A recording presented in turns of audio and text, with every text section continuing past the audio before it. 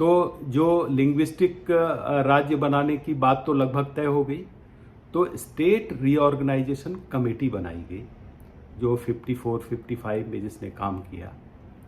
तो अक्टूबर 1955 में state reorganisation committee ने अपनी रिपोर्ट सौंपी और ये कहा कि बॉम्बे को केंद्र के अधीन ले जाना चाहिए और महाराष्ट्र को अलग एक राज्य के रूप में स्थापित किया जाना चाहिए।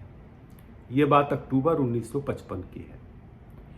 यही रिपोर्ट लेकर इसी रिपोर्ट का हवाला देते हुए 20 नवंबर 1955 को पंडित जवाहरलाल नेहरू ने, जो हमारे प्रधानमंत्री थे, ऑल इंडिया रेडियो पर एक घोषणा की और उन्होंने कहा कि बॉम्बे जो स्टेट है वो सिटी स्टेट होगा और इसकी भाषाएं गुजराती और मराठी होंगी, यानी ये द्विभाषिक राज्य होगा, बाइलिंगुअल स्टेट होगा। जाहिर सी बात है, उन्होंने कह दिया कि ये महाराष्ट्र का हिस्सा नहीं होगा। 20 नवंबर को जैसे ही उन्होंने यह घोषणा की, 21 नवंबर से बॉम्बे में बवाल मच गया, दंगा फैल गया।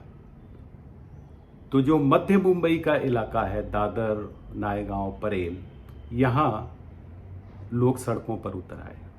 जो मराठी भाषी लोग थे उस समय, वो सड़कों पर उतर आए और इतना बवाल मचा कि पुलिस को काफ़ी उस पर बल प्रयोग करना पड़ा। ये बवाल बढ़ता गया क्योंकि उसके बाद केंद्र सरकार की तरफ से वो जो समिति की रिपोर्ट है उसको वापस लेने की कोई घोषणा नहीं की गई। इसमें जो साहित्यिक और जो सामाजिक नेता थे वो भी कूद पड़े और इसके बाद संयुक्त महाराष्ट्र आंदोलन की स्थापना हुई, जो शायद 6 फरवरी 1956 में उसकी आधिकारिक घोषणा हुई, 2-2.5 महीनों बाद। और उसमें बहुत ही प्रसिद्ध मराठी के साहित्यकार थे आचार्य अत्रे जी और शिवसेना प्रमुख बाला साहेब ठाकरे के पिताजी प्रबोधनकार ठाकरे जी, SM जोशी, ऐसे बहुत सारे जो चिंतक विचारक थे और मराठी साहित्य के लोग थे।